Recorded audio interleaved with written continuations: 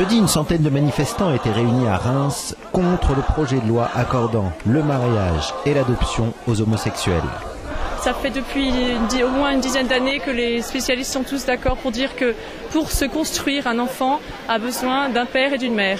Et c'est le sens de notre scénographie. Deux papas ne remplaceront jamais une maman et deux mamans ne remplaceront jamais un papa. Et qu'un enfant ne peut pas vivre sans un papa et une maman ensemble.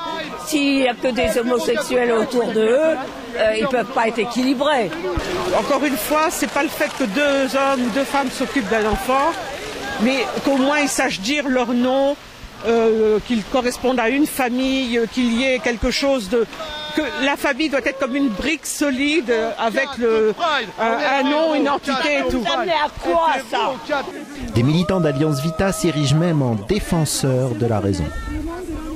Tous les freudiens, tous les lacaniens vous disent aujourd'hui que pour qu'un enfant grandisse dans son psychisme, il ne suffit pas simplement d'une relation amoureuse ou affective, il lui faut les repères psychiques donnés par un père et une mère. On met en avant bien sûr l'affectif et l'amour, mais on a perdu la raison.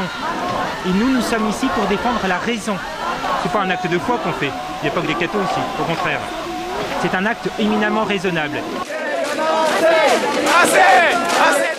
Une quarantaine de militants gays et lesbiens se sont invités à la manifestation pour faire entendre une autre voix. Un affreux recul en arrière des valeurs de la France. On pense qu'on ne peut pas être français et moderne et avoir des convictions qui vont au-delà de croyances obscures.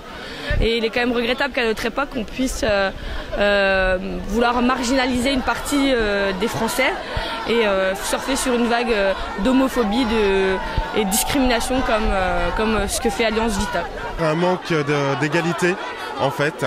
Parce que nous, c'est tout ce que l'on demande, c'est une égalité des droits au mariage, droit à l'adoption. Un couple hétérosexuel peut adopter, une personne seule peut adopter. Pourquoi un couple de deux hommes ou deux femmes ne peuvent pas adopter?